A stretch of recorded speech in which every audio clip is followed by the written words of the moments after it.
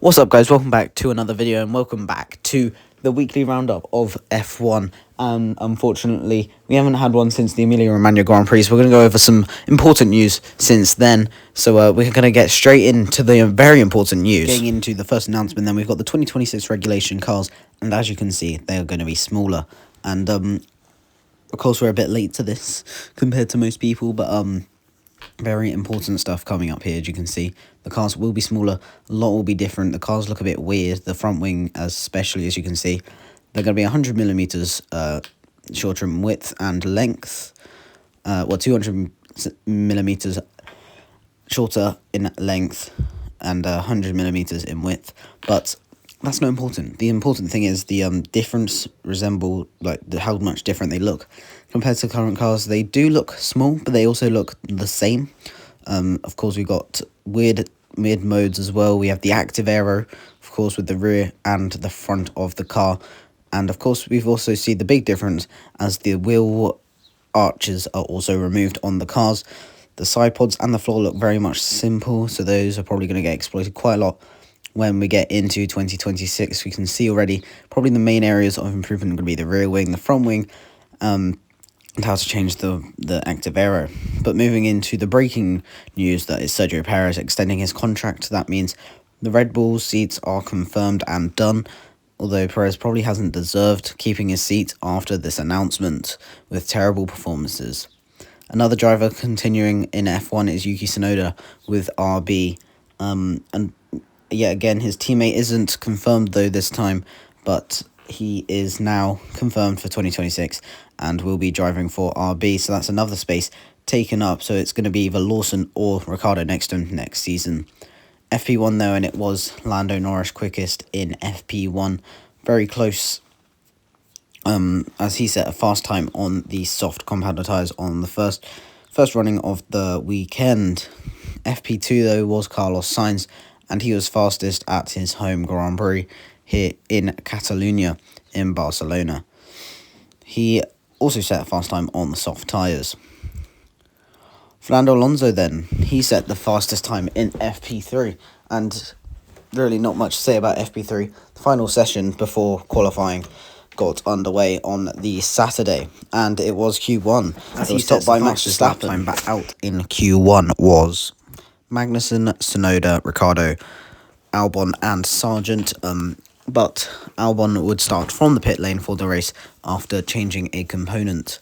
However, going into Q2, it was Max Verstappen once more saying the fastest time, and no real competition, but that's not what matters, is it, for the pole position.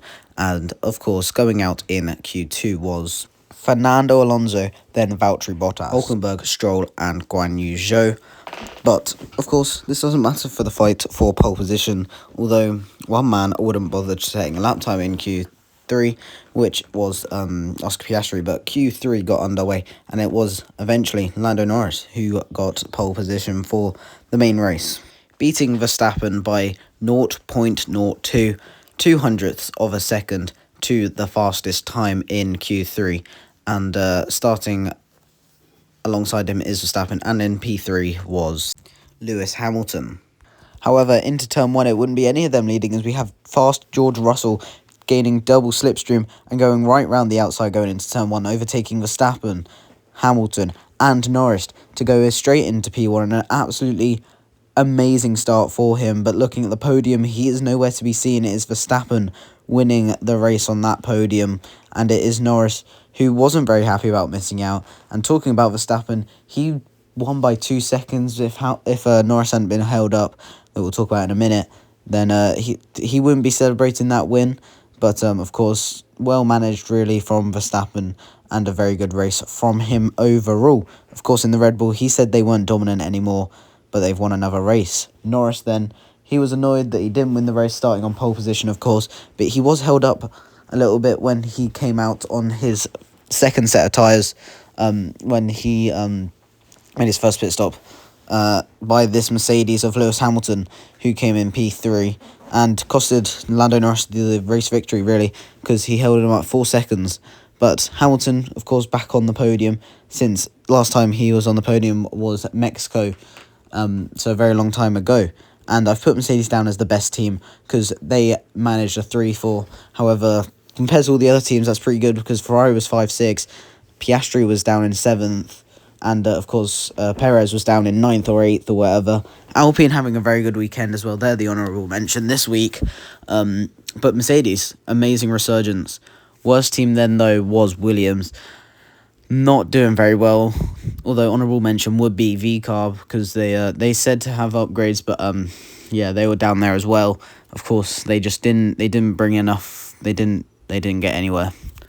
Looking at the rest of the grid then, though, for the end of the race, it was George Russell from Leclerc, Sainz, Piastri finishing P7, then Perez, Gasly, then also Ocon rounding out the top 10, but behind him, missing out on the points, were Nico Hülkenberg in P11, followed by Alonso, Zhou, Stroll, Ricciardo, Bottas, and after Bottas, it was Magnussen, then Albon, Tsunoda, and Sargent rounding out the grid. No retirements in this race, so if you have enjoyed this video, make sure to like, share, subscribe, and I'll see you next time. Goodbye.